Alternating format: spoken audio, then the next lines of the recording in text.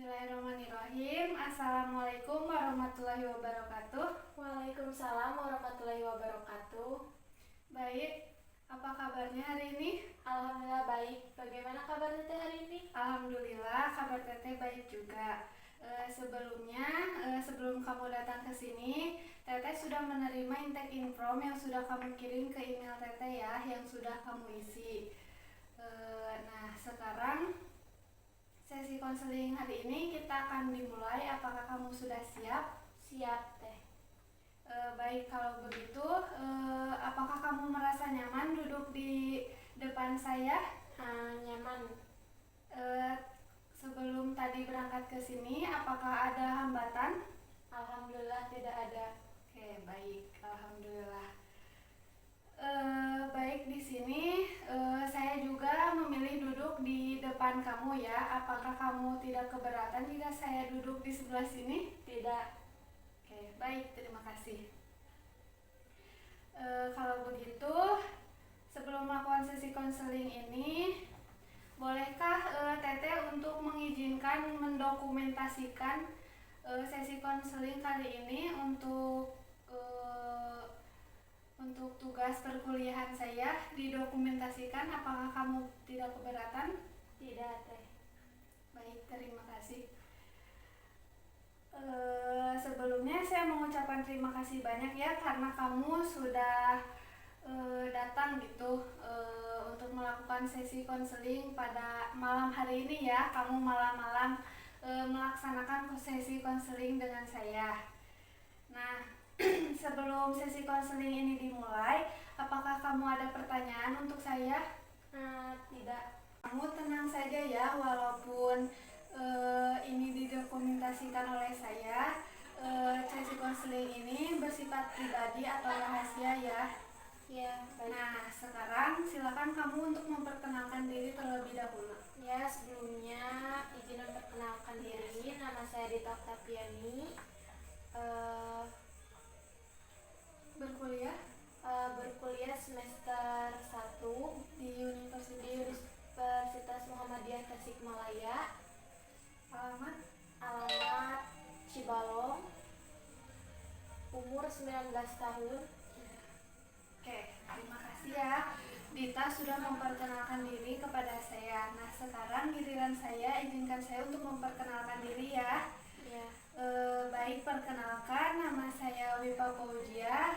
Saya juga sama berkuliah di Universitas Muhammadiyah Tasikmalaya, Prodi Bimbingan dan Konseling.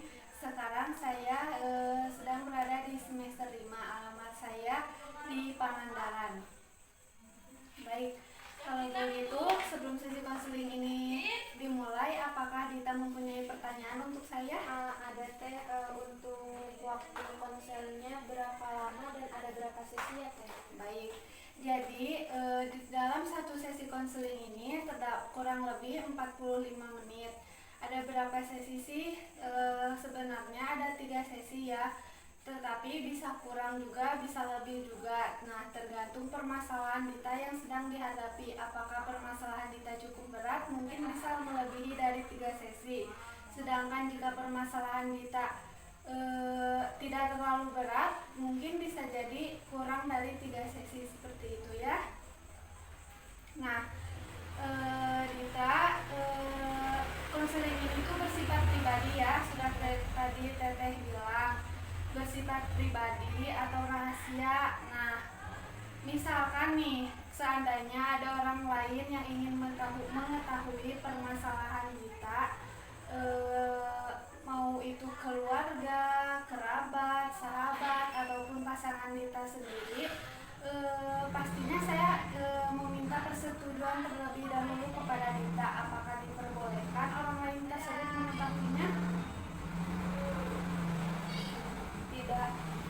Oke, mungkin hanya Teteh dan Dita saja yang tahu ya tentang permasalahan yang sedang kamu hadapi saat ini. Baik, kalau begitu sebelumnya Teteh juga mengucapkan terima kasih banyak ya karena Dita sudah mempercayakan permasalahan Dita untuk mengkonsultasikannya kepada saya. Sebelumnya Dita pernah melakukan sesi konseling? Belum. Belum pernah? Ya. Baik, kalau begitu di sini Teteh akan sedikit menjelaskan apa itu sesi konseling.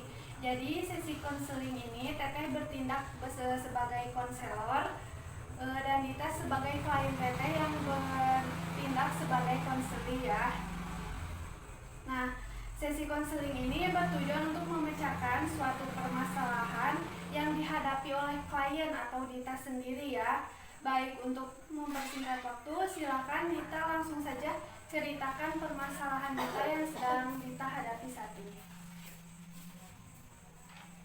Baik, langsung saja ya Teh. Jadi sebenarnya saya itu merasa ada beberapa masalah dalam keluarga. Saya tertekan oleh keluarga saya merasa depresi, merasa tidak dipedulikan lagi sejak itu awal kelas 3 SMP, sejak ibu kandung saya meninggal. Saya awalnya orangnya ekstrovert. Setelah ibu saya meninggal, saya menjadi introvert. Dari sebelumnya saya sama sekali tidak tertutup seperti ini. Dulu sering kali saya curhat ke teman, tetapi sekarang lebih ke dipendam saja sendiri. Lalu setelah itu ayah saya menikah lagi, dan setelah itu saya tinggal bersama kakak saya. Sebelum itu saya merasa terpuruk, saya tidak bisa menerima bahwa ayah saya menikah lagi. Saya merasa kecewa dengan ayah saya. Setelah itu saya sering menyendiri di kamar, tidak pernah bertemu orang lain sama sekali. Mungkin saya merasa berat ya untuk menerima semua itu, tapi seiring berjalannya waktu saya menerima itu semua. Sekarang saya tinggal bersama kakak saya. Untuk sekarang, untuk masalah ekonomi, semenjak ayah saya menikah lagi, saya sudah tidak dibiayai oleh ayah saya lagi. Saya dibiayainya oleh kakak perempuan dan kakak laki-laki saya. Saya juga memikirkan masalah ekonomi. Semenjak ayah saya menikah lagi, saya sudah tidak dibiayai oleh ayah saya lagi. Jadi saya dibiayainya oleh kakak laki-laki saya. Sedangkan kakak perempuan saya suka menyuruh saya untuk meminta biaya untuk kuliah kepada ayah saya, tapi saya tidak berani karena saya canggung, karena kita sudah beda rumah, terus kita sudah jarang bertemu, jadi saya merasa canggung untuk itu. Baik, jadi Dita sekarang merasa tertekan gitu ya. Mungkin bisa dibilang Dita merasa depresi gitu dengan keadaan yang sekarang. Nah, yang cukup mempengaruhi di kehidupan Dita gitu permasalahan ini. Terus akibatnya mungkin karena ada permasalahan ini, tentunya kamu kurang bersemangat gitu untuk menjalani hari-hari Dita mungkin gitu ya. Tadi kan apalagi tentang masalah ekonomi, katanya setelah bapaknya Dita menikah lagi, jadi Dita tidak berani gitu untuk meminta biaya ataupun meminta uang gitu ya kepada bapak kamu karena merasa canggung. Mungkin Dita mikirnya gini kali ya, karena bapak udah punya keluarga baru, jadi Dita tuh malu kalau minta uang lagi gitu. Iya, seperti itu. Tapi Dita pernah mikir gak kalau itu tuh emang ayah Dita sendiri gitu, kenapa harus canggung? Nah, misalkan ada perasaan lain nih yang Dita rasain, misalkan kasihan bapak harus membiayai dua keluarga, apa Dita berpikir seperti itu? Ya, ada kepikiran seperti itu, kan bapak udah cukup tua ya, jadi takutnya kan bapak kerja keras gitu, terlalu kerja keras, karena kan yang dibiayainya sekarang dua keluarga gitu. Mohon maaf sebelumnya, pas waktu bapak menikah lagi, sebelumnya bapak membiayai kamu beserta dengan kakak-kakak kamu atau hanya dengan kamu saja? Kebetulan kakak-kakak saya sudah bekerja dan sudah menikah, jadi yang dibiayai hanya saya saja. Oh, jadi semenjak Bapak Dita menikah lagi, Dita sudah tidak dibiayai oleh Bapak Dita gitu, dan sekarang dibiayai oleh kakak-kakak Dita gitu. Iya, oleh kakak laki-laki. Oh, iya. Nah, sebelumnya Bapak Dita kan sudah menikah lagi. Nah, terus otomatis kan mohon maaf menikah lagi dengan yang sudah punya anak atau belum? Sudah punya anak, kebetulan anaknya masih seumuran gitu. Seumuran dengan Dita sendiri? Ya. Oh, baik. Mungkin dari situ ya Dita merasa kasihan gitu sama Bapak Dita harus membiayai dua keluarga sekaligus. Tapi kalau misalkan dipikir lagi sisi apanya ya, sisi baiknya sih bisa dibilang itu kan ayah Dita sendiri. Nah, Dita gak boleh ada rasa gimana ya, kalau dibilang dari sisi positifnya Dita kan anaknya bapak nih. Sebenarnya Dita mungkin ya Dita emang perasaannya nggak enak mulu ya kalau misalkan minta uang atau apa. Kalau menurut saya yaitu wajar-wajar saja ya, karena meminta kepada ayah kandung sendiri. Apalagi tapi alhamdulillahnya untungnya Dita, kakak Dita bisa membiayai Dita gitu. Apalagi Dita kan sekarang sedang berkuliah tuh, otomatis kan perlu biaya yang banyak ya. Terus kan Dita sekarang masuk ke prodi apa? Perawat. Tuh, apalagi masuk ke prodi perawat ya. Tapi sekarang Dita kan berstatus sebagai pelajar nih atau mahasiswa. Nah, kalau menurut Teteh mending Dita fokus aja ya kuliah. Pasti emang karena permasalahan ini pasti mengganggu pikiran Dita tentunya ya, apalagi di dalam lingkungan keluarga itu sangat berpengaruh kepada diri sendiri. Betul kan? Iya, betul. Nah, kadang Dita itu sekarang sering merasa kesepian gitu, gak punya siapa-siapa gitu. Terus Dita juga tadi bilang merasa introvert gitu, yang tadinya suka cerita ke temen, terus sekarang jadi enggak, jadi apa-apa teh dipendam sendiri gitu. Iya. Nah, yang membuat kamu introvert itu semenjak ibu kamu meninggal atau semenjak bapak kamu menikah lagi? Semenjak ibu meninggal, terus semenjak itu introvert, terus kemarin pas bapak menikah lagi jadi semakin lebih tertutup dari sebelumnya. Oke, baik. Tapi kamu juga jangan berpikir kalau ayah kamu itu nggak sayang sama kamu ya karena memilih menikah lagi. Mungkin ayah kamu juga pengen apa ya, pengen mempunyai pendamping hidup lagi gitu ya. Mungkin seperti itu. Terus juga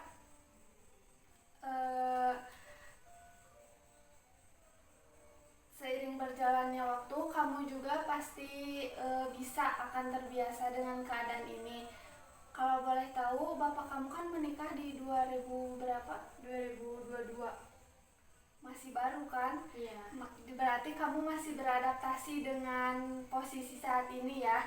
Belum terbiasa, apalagi belum merasakan 1 tahun sama sekali ya. Iya, betul. Iya, seperti itu. Mungkin kamu merasa kaget gitu dengan posisi seperti itu karena merasakan kehilangan ibu dan juga harus mendengar ayah Dita menikah lagi. Baik, intinya Dita jangan berpikir kalau ayah Dita itu nggak sayang sama Dita. Semua orang tua pasti sayang sama anaknya sendiri. Iya, betul seperti itu. Ya, baik. Teteh mengerti ya pikiran seperti itu, dengan pikiran Dita seperti itu, harus membuang pikiran yang buruk-buruk tentang, apalagi tentang orang tua ya. Ya. Sekarang Teteh ingin bertanya lagi kepada Dita, setelah permasalahan ini terjadi, apakah ada salah satu orang yang Dita percayai? Mungkin ada ya, lebih ke temen sih, ke temen dekat, nggak berani curhat ke kakak, ke keluarga yang lain. Oh, jadi kamu bukan tertutup ke teman aja ya, tapi ke keluarga juga kamu merasa sekarang lebih tertutup gitu. Iya. Tapi kamu suka merasa suka sedih sendiri, nangis sendiri, gak kayak gitu?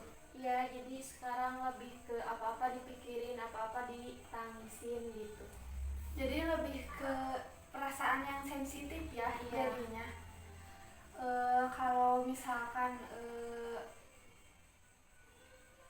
di hidup Dita tidak mempunyai siapapun kecuali orang tadi, teman Dita itu, segimana percayanya sih Dita sama orang tersebut? Mungkin karena sudah dekat ya, teman ini udah lama, jadi udah kayak keluarga gitu ya. Jadi Dita hanya bercerita kepada teman Dita tersebut. Iya. Sekarang Tata ingin bertanya lagi kepada Dita, apa yang akan Dita lakukan gitu untuk kedepannya? Untuk kedepannya ya, untuk berterima kasih kepada diri sendiri sudah ada di titik sekarang ini, sudah bisa menghadapi masalah semua dan sudah bersyukur memiliki saudara-saudara yang baik, memiliki teman yang baik yang bisa mendengarkan curhatan kita. Terus untuk kuliahnya lebih fokus lagi, semoga lulusnya tepat waktu. Amin. Untuk keluarga Dita, apa yang akan Dita lakukan? Mungkin untuk keluarga saya mungkin bisa lebih dekat lagi dengan ayah, terus bisa kumpul-kumpul lagi bareng saudara, bareng ayah gitu. Ya, baik. Lalu apa yang Dita harapkan sih untuk kedepannya? Untuk kedepannya mudah-mudahan menjadi orang yang sukses, bisa berbakti kepada orang tua, bisa Membahagiakan orang tua gitu dengan Iya. cara Dita sebagai seorang pelajar bisa memberikan yang terbaik gitu di dalam perkuliahannya, dan juga bisa membanggakan kedua orang tua Dita gitu, karena Dita misalkan mendapatkan nilai bagus, berprestasi gitu ya. ya seperti itu, dan membanggakan saudara-saudara. Terus juga Dita kan mungkin Dita ingin mengubah, tadinya kan Dita memiliki rasa introvert ya, mungkin Dita ingin mencoba untuk lebih terbuka lagi gitu, merasa introvert. Ya mungkin untuk kedepannya dicoba ya, dari sekarang juga udah dicoba untuk bisa berinteraksi dengan teman-teman baru di perkuliahan, terus bisa belajar untuk sedikit-sedikit untuk terbuka kepada orang-orang, Untuk berbaur gitu ya sama orang-orang, karena kan sebelumnya Dita itu tidak merasa introvert ya. Iya. Awalnya karena ada permasalahan ini di kehidupan Dita, mungkin Dita merasa lebih tertutup sekarang, seperti itu ya. Nah, oke, baik. Di sini Teteh kan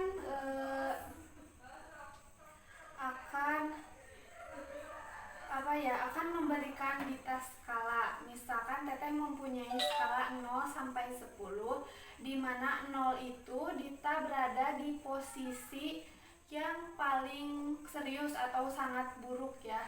Nah, jika skala 10, Dita berada di keadaan yang sangat bahagia dan permasalahan Dita ini bisa teratasi. Nah, di posisi sekarang ini yang Dita rasakan permasalahan Dita, Dita sekarang berada di skala berapa? Mungkin di skala 4 ya Teh. Wah, berarti cukup serius ya apa yang kamu rasakan, dan juga permasalahan kamu cukup serius dalam kehidupan kamu, sehingga kamu memilih di skala 4. Nah, setelah di skala 4 sebenarnya kamu berharap berada di skala berapa? 10. Oh, di skala 10 berarti kamu ingin merasa bahagia gitu setelah terlepasnya dari permasalahan ini. Kamu ingin bisa menjalani hari-hari kamu dengan penuh bahagia, senang gitu, tanpa ada banyak pikiran gitu ya, sehingga kamu ingin memilih di skala 10 di mana keadaan kamu itu jauh lebih baik dari sebelumnya. Oke, baik. Nah, di sini sekarang kita akan mencoba menerapkan skema kognitif ya. Sekarang saya akan mencoba petakan terlebih dahulu mana itu pikiran, perasaan, dan tindakan. Nah, di sini ada pikiran, perasaan, dan tindakan. Selanjutnya saya akan terlebih dahulu akan saya tuliskan terlebih dahulu agar lebih mudah untuk Dita pahami gitu di antara 3 skema tersebut, mana yang akan kamu ubah terlebih dahulu. Pikiran mungkin deh. Oke. Baik, kamu ingin mengubah pikiran kamu terlebih dahulu. Yang sebelumnya kamu itu berpikiran bahwa kamu itu tidak mempunyai siapa-siapa lagi gitu di hidup kamu, sehingga kamu menjadi introvert, tertutup, seperti itu ya orangnya. Nah, kamu merasa diri kamu itu kamu merasa kesepian gitu. Iya, seperti itu. Merasa kesepian. Nah, sekarang Teteh bertanya lagi kepada Dita, apakah pikiran Dita yang tadi seperti itu bermanfaat tidak bagi diri Dita? Tidak sih Teh, malah memperburuk keadaan ya. Ya, baik. Alasannya karena pikiran tersebut tidak membuka pikiran yang lebih baik lagi untuk Dita ya, untuk kedepannya pastinya. Baik, jika menurut Dita pikiran seperti itu tidak ada manfaatnya sama sekali, tidak ada manfaatnya sama sekali bagi kamu, betul seperti itu? Iya. Baik, Dita, sekarang saya akan mencoba mensimulasikan bahwa diri kamu itu misalkan tidak berguna atau introvert, tidak bisa berbaur ya. Kamu bisa ucapkan Dita tidak berharga, Dita tidak berharga. Beberapa kali kamu harus ucapkan itu, dan kamu akan mendengarnya sendiri bahwa diri kamu itu tidak berharga gitu, atau tidak bisa mengubah sifat introvert kamu gitu. Nah, apa yang kamu rasakan saat mendengar Dita tidak berharga? Yang kamu rasakan saat saya tadi berucap bahwa Dita itu tidak berharga. Bagaimana perasaan kamu ketika kamu mendengar bahwa kamu itu tidak berharga? Mungkin perasaan saya sedih, kecewa gitu. Ya agak sedih, agak kecewa gitu mendengar itu, karena hidup saya itu tidak berguna gitu. Ya. Nah, saya akan mencoba mempraktekkan memakai teknik suara bebek gitu. Nah, saya akan mempraktekannya dengan menggunakan suara bebek. Apakah kamu mengerti dan kamu bisa mempraktekannya setelah saya sudah mencobanya ya? Iya, baik Teh. Baik, misalkan bisa kamu simak dan kamu dengarkan ya. Iya. Dita tidak berharga, Dita tidak berharga. Nah, jika kamu mendengar suara itu, gimana sih? Kan tadi perasaannya sedih gitu, kecewa, dan dengan menggunakan suara bebek seperti tadi, terdengarnya bagaimana? Terdengar lucu ya Teh, karena Mungkin kurang jelas ya, tidak iya, enak tidak tidak enak. didengarnya ya. Terus kayak lucu Ya. Nah, silakan kamu sekarang coba beberapa kali berucap Dita tidak berharga, Dita tidak berharga, secapainya kamu. Dita tidak berharga, Dita tidak berharga, Dita tidak berharga, Dita tidak berharga, Dita tidak berharga. Apakah sudah cukup? Sudah. Lalu menurut Dita, ketika Dita mendengar kata-kata itu tadi dengan perkataan suara bebek atau bisa dibilang suara jelek gitu ya, menurut saya Dita tidak berharga itu kedengarannya kurang enak didengar atau gimana? Kurang enak didengar sih teh, kayak kurang jelas gitu. Kurang baik ya, kurang bagus. Nah, jadi ketika apa yang Dita dengar tadi dan telah Dita lakukan dengan kata-kata yang tidak berharga tadi, ada sebuah manfaatnya nggak di dalam perkataan tadi? Ada manfaatnya nggak? Tidak ada. Jadi apakah kata-kata itu perlu Dita katakan kepada diri Dita sendiri bahwa Dita itu tidak berharga, Dita ya intinya tidak berharga dalam hal Dita tidak bisa melakukan hal apapun yang terbaik di dalam hidup Dita. Contohnya seperti tadi, seperti gak bisa seperti introvert, tidak bisa berbaur, jadi menutup diri gitu. Apakah ada manfaatnya? Tidak sih teh. Tidak ada ya. Baik. Nah, di sini sekarang Dita bisa mengingat apa yang sudah tadi disimulasikan. Dan Dita juga perlu mengingat dan mengaplikasikan skema kognitif yang tadi yang sudah kita coba petakan dan ternyata ada yang perlu dirubah gitu. Maka selanjutnya Dita dihadapkan dengan situasi yang sama seperti itu dan Dita bisa mencoba skema kognitif yang tadi sudah kita praktekkan. Sudah bisa? Sudah teh. Baik, kalau begitu Teteh ingin bertanya lagi kepada Dita. Jika suatu saat nanti kamu berada di dalam situasi atau keadaan yang sangat terpuruk, situasi kamu yang paling down gitu, apa yang akan Dita lakukan jika sesuatu itu terjadi? Mungkin saya akan melakukan hal seperti tadi lagi ya teh, untuk menghilangkan pikiran buruk saya, pikiran negatif saya agar menjadi pemikirannya yang lebih ke arah positif. Baik, jadi yang akan Dita lakukan yaitu ingin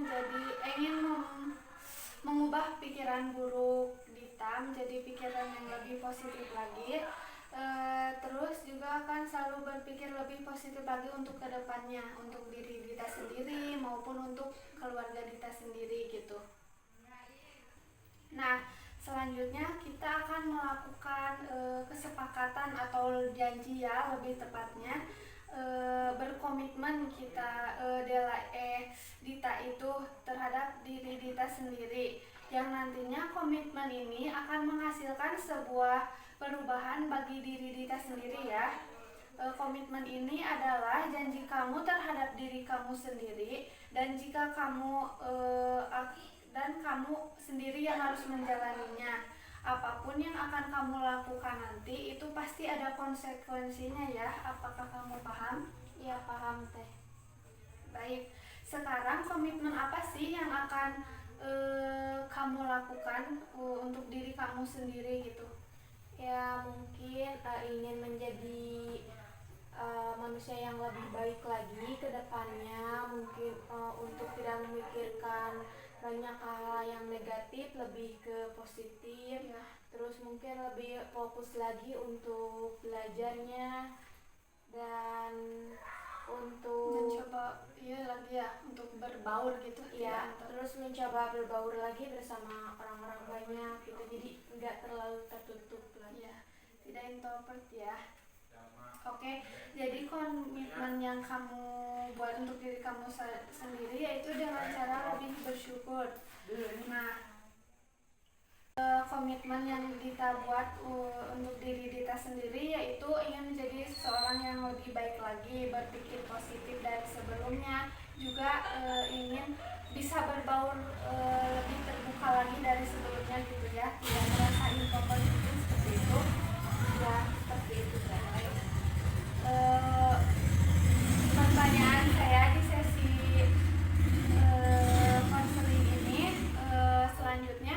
Nah, setelah tadi kita melakukan sesi konseling, kamu kan tadi berada di skala 4. Nah, selama sesi konseling ini skala itu berubah agak menjadi angka berapa? Berubah menjadi skala 6. Oke, baik. Berarti lumayan ya, cukup berpengaruh. Mungkin karena dengan adanya kamu bisa berkeluh kesah mengeluarkan permasalahan kamu yang sedang kamu hadapi itu dengan saya, mungkin kamu merasa merasa agak lebih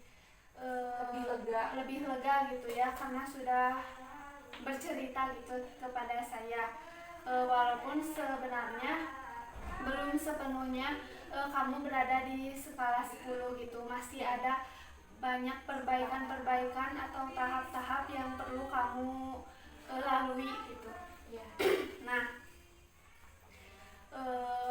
sebelum berakhirnya sesi konseling ini, saya akan memberikan kamu tugas atau homework ya dibilangnya. Tugas untuk kamu adalah bagaimana sih cara kamu untuk mengubah pikiran buruk kamu menjadi pikiran yang lebih positif lagi untuk kedepannya, maupun dalam lingkungan pertemanan, kamu dalam introvert maupun di dalam keluarga gitu. Apakah kamu mengerti? Ya, mengerti Teh. Baik. Nah, nanti mungkin kita akan lanjut lagi di sesi kedua ya. Ya, baik. Kamu nanti saya akan bertanya kepada kamu apakah kamu berhasil atau tidak ya. Tapi kamu harus ingat dengan janji kamu sendiri yang tadi ya, kamu udah berkomitmen dengan diri kamu sendiri. Baik, mungkin cukup sekian sesi konseling kali ini. Apakah kamu ingin menyampaikan sesuatu kepada saya? Tidak mungkin Teh untuk sesi sekarang. Oke, baik. Sebelum sesi ini berakhir, Teteh mengucapkan terima kasih banyak ya karena kamu sudah berkenan gitu melaksanakan sesi konseling ini bersama saya, dan juga kamu bela-belain waktu gitu malam-malam kesini. Walaupun ya mohon maaf sekali keadaannya sangat minim, sangat terbatas ya, tetapi insya Allah sesi konselingnya berjalan dengan lancar. Sampai bertemu di kemudian hari di sesi konseling kita yang kedua Ya. Nah, mohon maaf apabila ada kesalahan kata atau kata-kata yang menyinggung perasaan kamu yang tadi saya sampaikan. Mohon maaf sekali lagi dan saya mengucapkan terima kasih banyak. Assalamualaikum warahmatullahi wabarakatuh. Waalaikumsalam.